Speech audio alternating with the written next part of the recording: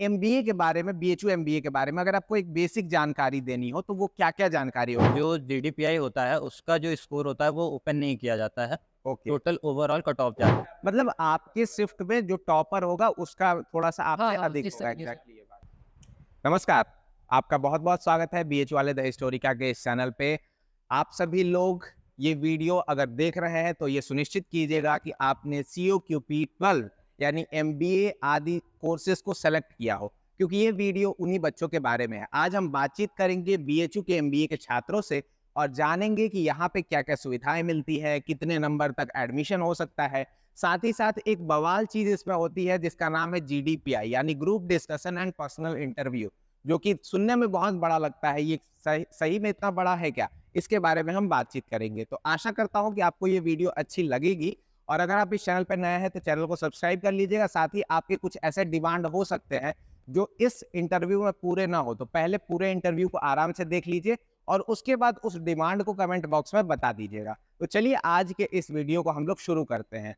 तो सबसे पहले आप लोगों से मैं एक कॉमन आंसर करना चाहूँगा कि आप लोग जो है वो किस बैच के स्टूडेंट हैं? यही सब 2022, 2024। 2022 सभी लोग 2022 के हैं, ठीक है?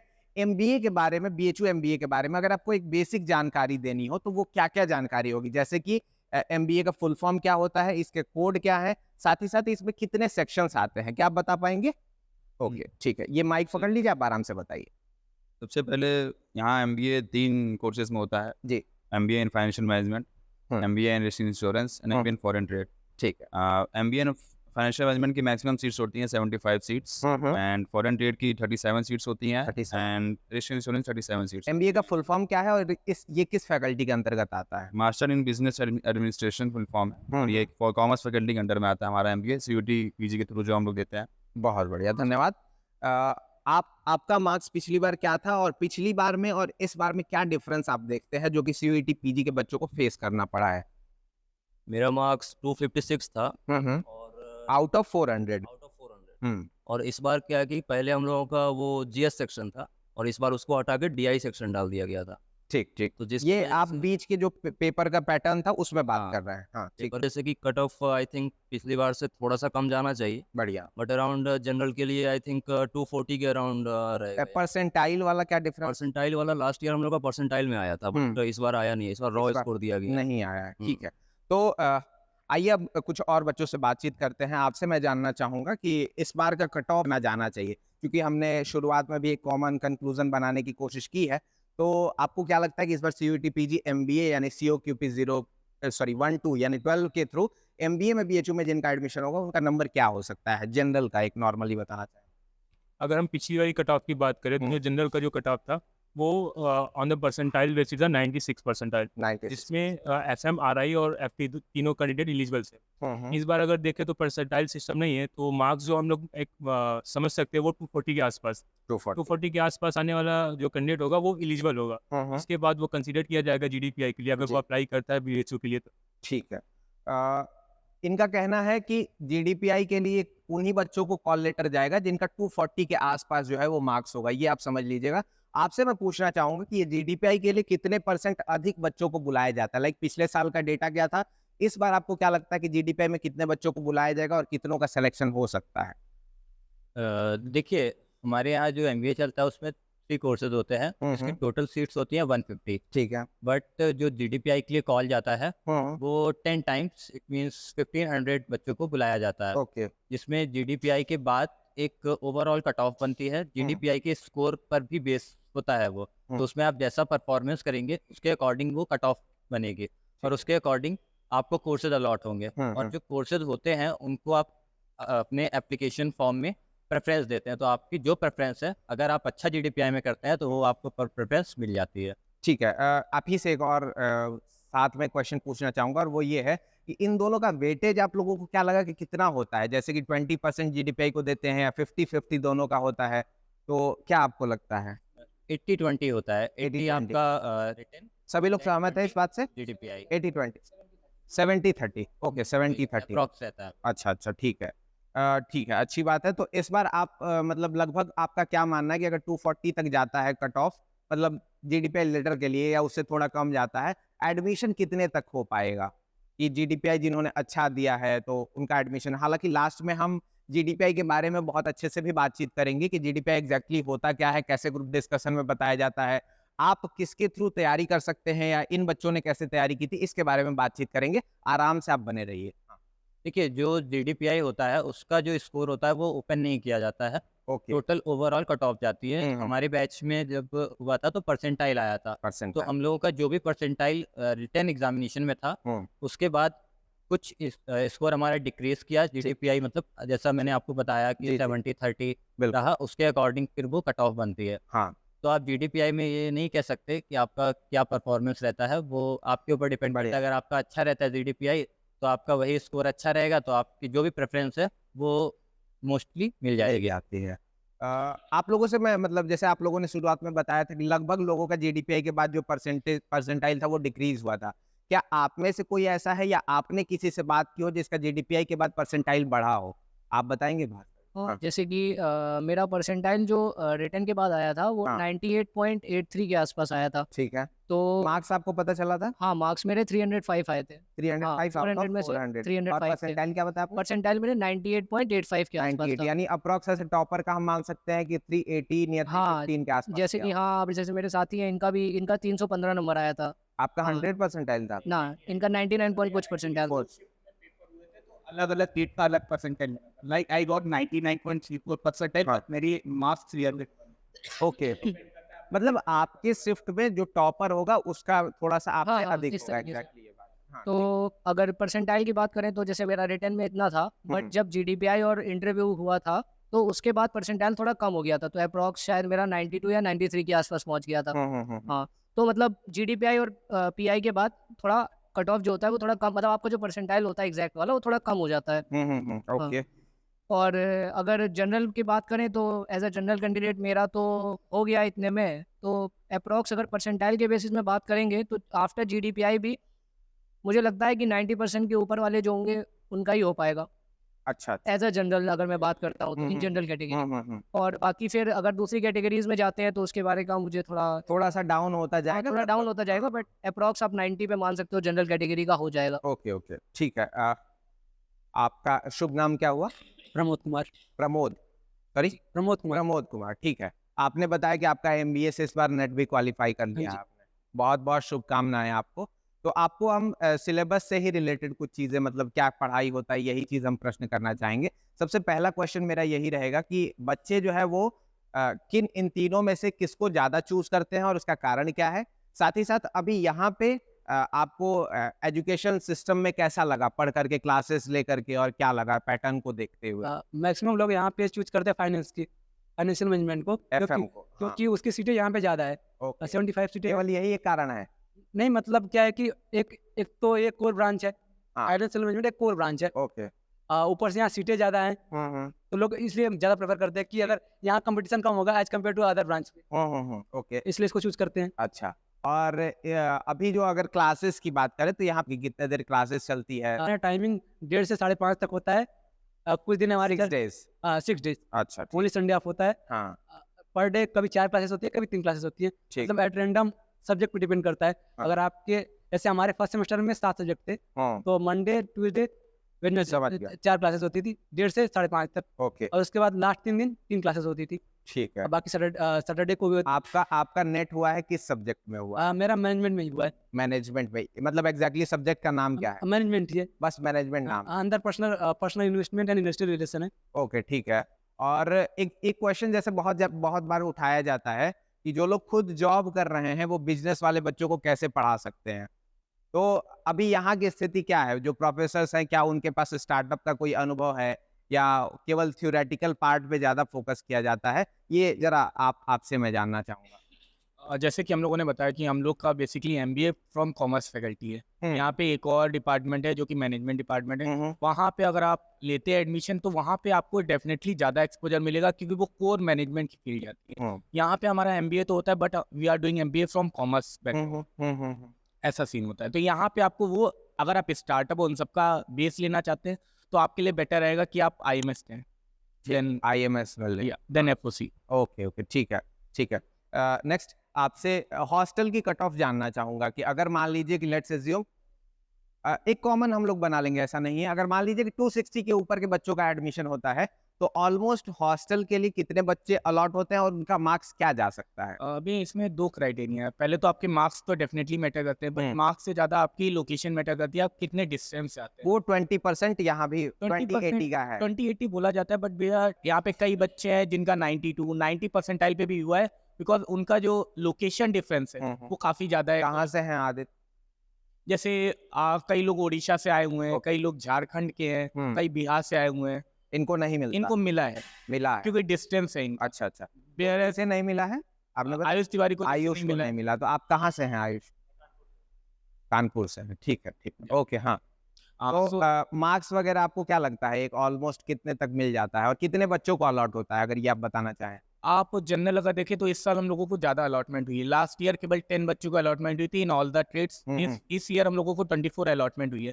तो अगर आपका डिसेंट स्कोर 92 93 परसेंटाइल है और आप एक अच्छी डिस्टेंस लोकेशन से आते हैं तो आप मान सकते हैं कि आपको हॉस्टल अलॉट हो जाएगा। ठीक ठीक ठीक। या।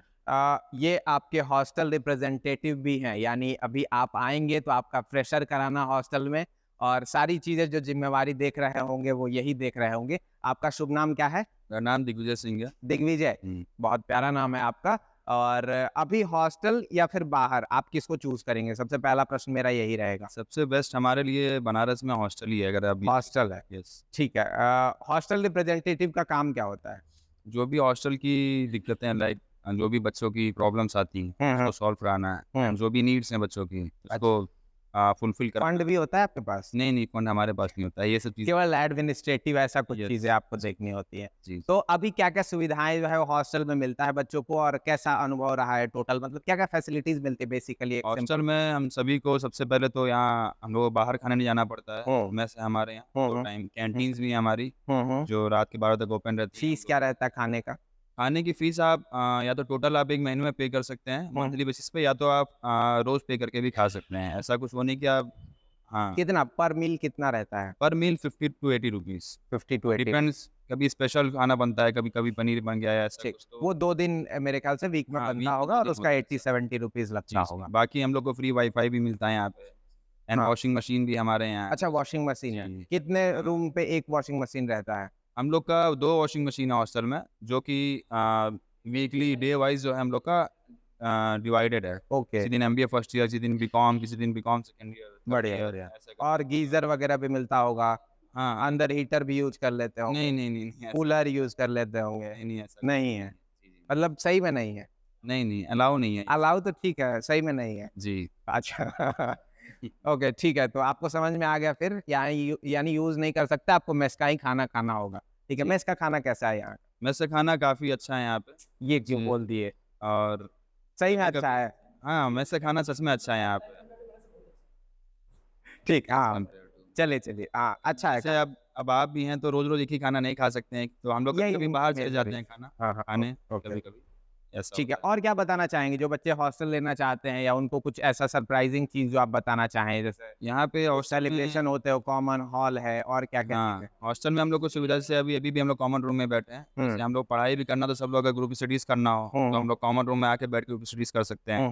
हमारे जो वार्डन सर हैं इन्होंने अलग से अरेंजमेंट कराई हम सभी बच्चों के एग्जाम के टाइम पे। जैसे नई अरेंजमेंट ये भी हुई है हॉस्टल में कि जैसे संडे को खाना मील हम लोग का नहीं होता रात में, बट हम लोग ने वार्डन सर से बात की थी तो उनके थ्रू संडे को भी मील हम लोग को अवेलेबल हो रही ये है। बहुत अच्छी बात है। तो ठीक है, आपसे मैं जानना चाहूंगा कि अगर जिन बच्चों को बीएचयू नहीं मिल पाता है, उन बच्चों के लिए और कौन कौन सी यूनिवर्सिटी है जो बहुत अच्छी है, और उनके क्या चार्जेस है, उनकी फीस क्या लगती है? बीएचयू अगर ना मिल पाए तो एक तो हैदराबाद यूनिवर्सिटी है, बिजनेस ठीक। एनालिटिक्स का कोर्स है उधर। हाँ हाँ एक पौंडीचेरी यूनिवर्सिटी है क्योंकि काफ़ी पुरानी यूनिवर्सिटी है और आई थिंक जो रैंकिंग है इंडियन गवर्नमेंट की उसमें 70 to 75 के अप्रॉक्स उसकी रैंकिंग आती है ऑल ओवर द इंडिया में। उसके बाद फिर एक बीबीएयू आती है, डीएवी लखनऊ भी। की। हाँ, डीएवी भी इंदौर काफ़ी अच्छा ऑप्शन है क्योंकि पहले आईएम इंदौर उसमें था तो वो लाइक एक एक्सपोजर अच्छा मिलता है अच्छा, डीएवी भी इंदौर का। कोर्सेज क्या है वहाँ? डीएवी भी इंदौर में बहुत सारी कोर्सेज ऐसा याद तो नहीं एफएम है। वगैरह ये सारी चीजें हाँ, आपको फाइनेंस मिल वगैरह उसके ठीक। पास बहुत सारी सीट्स भी है उनके पास और उनके पास कोर्सेज भी काफ़ी है। तो एक कम मार्क्स वाले बच्चा भी ज्यादा चांसेस है कि वहाँ नहीं, कम मार्क्स वाला नहीं जा सकता है वहाँ, क्योंकि लास्ट ईयर मैंने खुद मिस कर दिया था। मेरा जो बीएचयू से हाई कट ऑफ था वहाँ, हाँ बीएचयू से है। इससे लो कट ऑफ वाले हाँ। बताइएगा जरा। इससे low cut off I think BBAU CUJ में हो जाएगा, सेंट्रल यूनिवर्सिटी झारखंड। झारखंड में हाँ। अच्छा, और उसमें मैंने इवन कैंसिलेशन भी कराया था जब मेरा BHU में हो गया आपका था। हो गया था। वहाँ की हाँ। फीस क्या बताया आप? वहाँ पे फर्स्ट सेमेस्टर के चार्जेस लगे थे 35,000 35,000। हाँ, और बस ठीक है। पांडिचेरी यूनिवर्सिटी यही है। हाँ, यहाँ की फीस क्या लगती है? आप लोग कितना पेमेंट करते हैं? टोटल ऑल ओवर पेमेंट है 1,07,000 और फर्स्ट टाइम जो पेमेंट करा था तो 53,800 हम्म। और और ये बाकी पर ईयर आपने ये बताया? पर ईयर था। अच्छा। 1,07,000 दोनों ईयर का मिला के, और ये 53,800 ये एक साल का। 1 साल का है, ठीक है। और बाकी- दूसरे साल फिर आधा जो है वो पेमेंट हॉस्टल चार्जेस अलग से हैं। अगर आपको क्या है हॉस्टल चार्जेस? हॉस्टल चार्जेस हम लोगों ने जो पहली बार करा था तो 49 समथिंग लगा था, जिसमें कि कुछ 4900। हाँ 2000 रुपए कॉशन मनी होगा। हाँ वो रिटर्न हो जाएगा बाद में। हाँ, और सेकंड ईयर में शायद कुछ कम लगे, अभी तक तो नहीं कराया। ठीक है। ओके, तो GDPI से जुड़ा हुआ बातें छोड़ करके क्या हमने सारी चीजें कवर कर ली है या कोई छूटा ऐसा पॉइंट? काउंसलिंग प्रोसेस के बारे में क्या आप बताना चाहेंगे इसके विषय में कि क्या रहने वाला, कैसे होता है? जैसे काउंसलिंग प्रोसेस का सीन क्या होता है कि यहाँ पे पहले तो आपका रिजल्ट आता है, रिजल्ट के बाद कुछ दिन बाद वेबसाइट खुलती है, जो कि कल से वेबसाइट खुल गई है। लोगों को यहाँ अपना डॉक्यूमेंट जैसे मार्कशीट, हाई स्कूल की मार्कशीट, इंटर की मार्कशीट, ग्रेजुएशन की तीनों 6 सेमेस्टर की मार्कशीट, अगर कैटेगरी तो कैटेगरी सर्टिफिकेट, इनकम सर्टिफिकेट, बाकी एक एसेंशियल लगाना था, जिससे मतलब आप किस फैकल्टी के लिए जा रहे हो। जैसे यहाँ हम डालते हैं FOC MBA के लिए, नीचे डालते हैं फैकल्टी ऑफ कॉमर्स। ठीक है, ठीक है। बाकी से कई लोग के पास डॉक्यूमेंट नहीं होता है। हाँ, जैसे आज हमारी काउंसलिंग स्टार्ट होगी, हमें नहीं पता है कि जैसे काउंसलिंग हमारी चल रही है, ट्रू ट्रू। तो डॉक्यूमेंट की दिक्कत सबको होती है, मैक्सिमम लोग को। तो वहाँ पे क्या होता है कि लोग अंडरटेकिंग डाल सकते हैं, टेकिंग। 3-4 दिन में अगर हो सकते हैं तो 1 हफ्ते में बनवा के हाँ। दे सकते हैं। क्योंकि अगर आप अंडरटेकिंग डालते हो तो कॉलेज तक को कॉल आती है कि आपका ये डॉक्यूमेंट नहीं गया है, तब तक आप बनवा के दे सकते हो। ये अंडरटेकिंग यहाँ बहुत यूजफुल होती है। Okay okay. इसी कारण कई लोग अपनी काउंसलिंग नहीं कर पाते हैं। पिछले साल भी ऐसा ही बात था कि लोगों को नहीं पता था कि इनकम मेरे पास नहीं है, नहीं कर पाऊंगा। अभी लेटेस्ट हमारे पास एक कॉल आई थी कि हमारे पास इनकम नहीं है, अंडरटेकिंग डाल देंगे आप। इसमें मतलब ऐसा प्रोसेस नहीं है कि अगर आपने नहीं दिया है या फिर अंडरटेकिंग केवल डाल दिया तो सीधा कैंसिल कर दिया, ऐसा नहीं। आपको कॉल जाएगी, बताया जाता है आपको प्रॉपर टाइम मिलता है टाइम। अगर अंडरटेकिंग दिए तब। अगर आपने नहीं फिल किया है तो फिर इसके लिए आप खुद जिम्मेदार हो जाते हो। समझ गया। और कुछ इसमें और एक्स्ट्रा उसके बाद क्या होता है? कट ऑफ आती है। उसके बाद फिर कॉलेज अपना खुद कट ऑफ निकालता है। उसके बाद फिर सब कुछ GDPI का पेमेंट करने के लिए कितने दिन टाइम मिला था आपको? पेमेंट 1 दिन मिलता है। अगर आपको सीट अलॉटेड है तो आपको 24 से 48 घंटे के बीच में। क्या कोई ऐसा बच्चा मिला था जिसका पेमेंट लिंक आया हो और वो छूट गया हो? ऐसा होता है? कौन था? हाँ, दे दीजिए थोड़ा। मेरा जो पेमेंट हुआ था तो जिस दिन आया था शाम हाँ। को, उस दिन एक्चुअली मैं CUJ निकल रहा था। हाँ, पेमेंट मैंने कर दिया था और एडमिशन लेना था उसमें। ठीक है। शाम को पता चला कि पेमेंट इसका आ गया, BHU का आ गया है, तो हाँ। इनका पेमेंट करना है। 24 आवर्स का टाइम मिला था, अगली शाम 6 बजे तक। हाँ, और मेरा पेमेंट हुआ था पक्का 6 बजे। अच्छा। मेरे पास क्या हुआ, मैंने नेट बैंकिंग पहले ट्राई करा, शाम को नेट बैंकिंग फेल था, 2 बैंक्स का ट्राई करा। हाँ, उसके बाद फिर डेबिट कार्ड से हुआ नहीं, लिमिट वो आउटरीच हो रहा था। उसके बाद भैया को कॉल करा, भैया का क्रेडिट कार्ड था, उनके क्रेडिट कार्ड पे फिर पक्का 6 बजे मेरा पेमेंट हुआ था। लेकिन अगर ये चीज बता देता हूँ, भले ही आपका कैटेगरी सर्टिफिकेट ना हो या इनकम सर्टिफिकेट ना हो, इन सारी चीजों के नहीं होने के बावजूद आपका एडमिशन हो सकता है अंडरटेकिंग देने के बाद। लेकिन एक बार अगर आपने लिंक को मिस कर दिया, आप नाक रगड़ते रह जाएंगे, आपका एडमिशन नहीं हो सकता। ऐसा कोई सुविधा नहीं है कि आप ये कह पाए कि सर मुझे 6 घंटे का टाइम मिला था, 3 घंटे का टाइम मिला था। ऐसा भी होता है रात के, पिछले बार ऐसा हुआ है, रात को लिंक गया है बच्चों को, 12 बजे रात को मुझे कॉल आ रहा है, भैया लिंक आ गया, मैंने एमलिब में पेमेंट कर दिया, उसका कटवा के इधर करवा लूँ कि नहीं करवाऊँ। तो ऐसे क्वेश्चन थे। खैर ठीक है, सारे प्रोसेस लगभग पूरे हो गए हैं। चेंज हुआ है। हाँ, प्रोसीजर बता दीजिए। लास्ट ईयर क्या था कि आपको पहले जो है आपका स्कोर आया था, देन उसके बाद पोर्टल ऑन हुए थे, आपको कॉलेजेस में अप्लाई करना था। बस इस ईयर रिजल्ट बाद में आया है, पोर्टल पहले से रजिस्ट्रेशन ओपन हो गया। तो इस बार काफी सीन ऐसा भी हुआ है, बच्चे मिस कर गए काफी कॉलेजेस को, बिकॉज उनके पास वो नॉलेज ही नहीं थी कि पोर्टल पहले ओपन हुआ। तो नेक्स्ट ईयर लेकिन फिर से ओपन हो गया। ओपन हो रहे हैं। Okay exact. ओके। ठीक है, ठीक है।